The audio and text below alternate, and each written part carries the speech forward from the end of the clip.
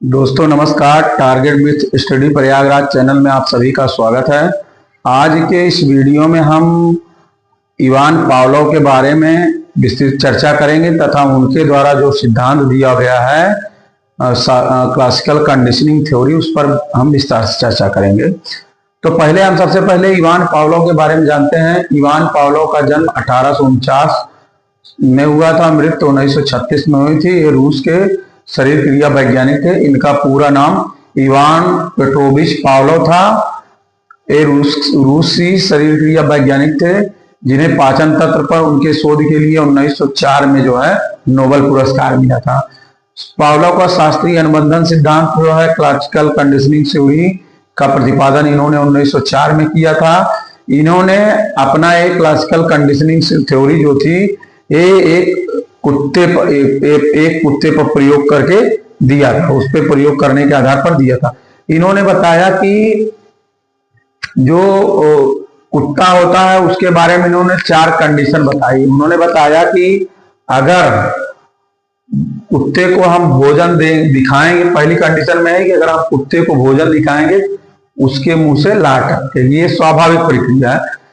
UCS का मतलब होता है अनकंडीशनिंग स्टिमुलस, उसके ऊपर हम कोई मतलब कंडीशन नहीं लगाएंगे, अनकंडीशनल उद्दीपक देंगे, स्वाभाविक उद्दीपक देंगे तो वो अनकंडीशनिंग रिस्पांस मतलब स्वाभाविक अनुक्रिया देगा। अर्थात अगर वो कुत्ता जो है भोजन देखेगा तो उसके लार टपकेगी, एक स्वाभाविक प्रक्रिया है।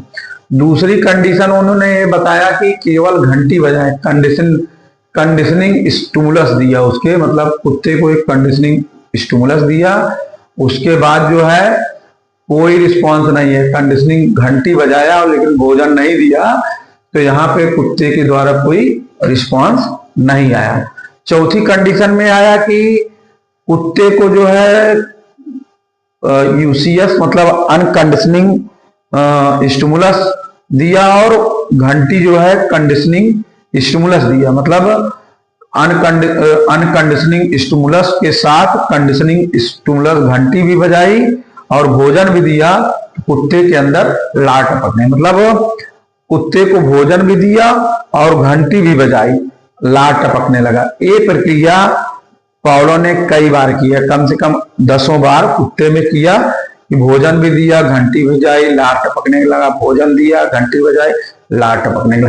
एक प्रक्रिया कई बार किए तो कुत्ते के माइंड में सेट हो गया कि जब एक घंटी बजेगी तब हमको भोजन मिलेगा। तो चौथी कंडीशन में क्या हुआ कि इवान पावलोव क्या किए कि कंडीशनिंग स्टिमुलस लाए, केवल घंटी बजाई, यहाँ पे आकर के केवल घंटी भर बजाई और उसको भोजन नहीं दिया, यूसीएस मतलब अनकंडीशनिंग स्टिमुलस नहीं दिया, केवल कंडीशनिंग स्टिमुलस दिया, अनकंडीशनिंग स्टिमुलस मतलब भोजन नहीं दिया, घंटी केवल बजाई, भोजन नहीं दिया, लेकिन फिर भी जो कंडीशनिंग रिस्पांस आया, लार उसके मुंह से टपकने लगा। अर्थात घंटी बजाते ही उसके मुंह से लार टपकने लगी, भोजन था तब नहीं था तब भी। अर्थात यहाँ वो सीख गया था कि अगर घंटी बजेगी तो भोजन मिलेगा। फिर यहाँ पे आया तो घंटी बजी, भोजन नहीं मिला, फिर भी उसके अंदर लार टपकने लगी। तो इस तरह से हमने समझा कि किस आधार पे उन्होंने लार की प्रक्रिया, कुत्ते से लार टपकने के आधार पर उन्होंने कुत्ते के सेकने की प्रक्रिया के बारे में बताया। फिर इसके बाद चारों परिणामों को देखा जाए तो शुरुआत में क्या किया, भोजन को देखकर कुत्ते के मुंह में लार आती थी, स्वाभाविक प्रक्रिया है कि अगर भोजन देखेगा कुत्ता लार आएगी। फिर क्या हुआ, कंडीशन उसके अंदर डाला गया, उन्होंने घंटी बजाने की आवाज को भोजन देने के साथ जोड़ा, घंटी बजाई और उसके साथ भोजन दिया, फिर घंटी बजाई फिर भोजन दिया, फिर घंटी बजाई फिर भोजन दिया, ऐसी प्रक्रिया बार बार किया। तो कुत्ते के दिमाग में सेट हो गया कि जब घंटी बजेगी तो हमको भोजन मिलेगा।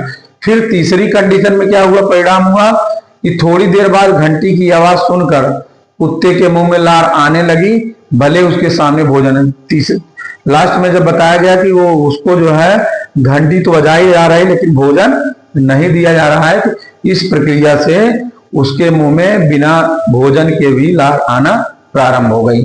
इसी तरह से कहा गया घंटी की आवाज एक तटस्थ उद्दीपक है, नेचुरल स्टिमुलस है, से एक वातानुकूलित उद्दीपक कंडीशनिंग स्टिमुलर बन जाती है। मतलब नेचुरल उद्दीपक जो है कंडीशनिंग स्टिमुलस बन जाता है, जिससे वातानुकूलित प्रक्रिया कंडीशनिंग रिस्पांस उत्पन्न होता है। अर्थात मतलब कि नेचुरल स्टिमुलस से जो है कंडीशनिंग नेचुरल स्टिमुलस और कंडीशनिंग स्टिमुलस जुड़ करके कंडीशनिंग रिस्पांस देने लगता है। मतलब नेचुरल स्टिमुलस है कि भोजन, कंडीशनिंग स्टिमुलस है घंटी, उसके बाद भोजन, उसके बाद वो रिस्पांस देने लगता है, लाख टपकना उसके अंदर आ जाता है।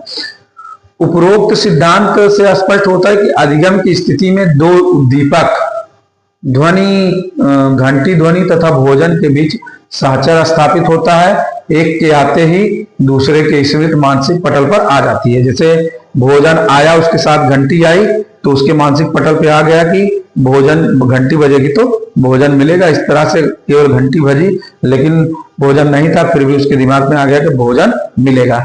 इस सिद्धांत का मुख्य उपयुक्त से स्पष्ट होता है कि अधिगम की स्थिति दो उद्दीपक घंटी और भोजन के बीच सहचर स्थापित होने से होता है। हाँ, ये हो गया।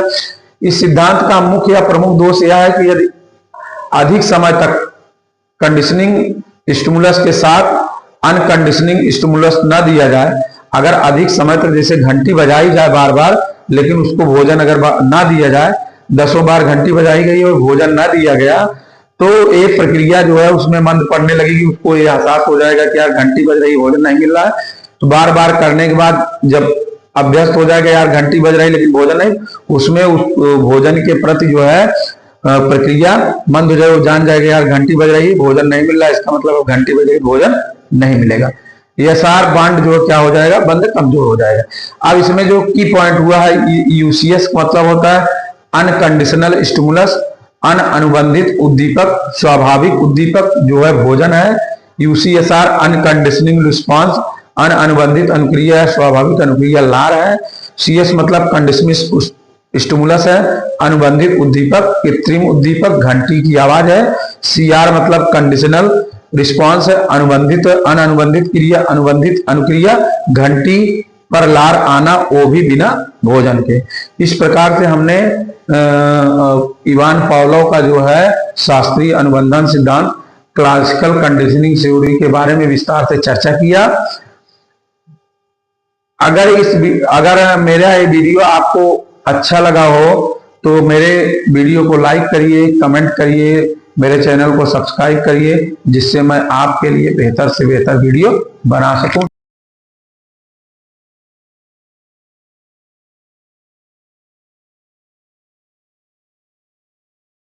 धन्यवाद।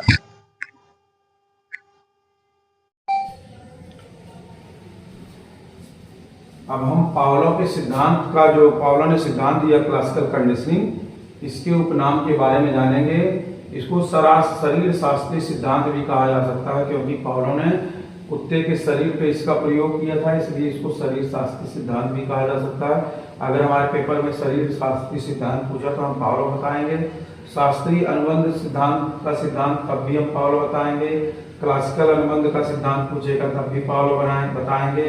अनुबंधित अनुक्रिया का सिद्धांत पूछेगा तब भी पावलोव बताएंगे।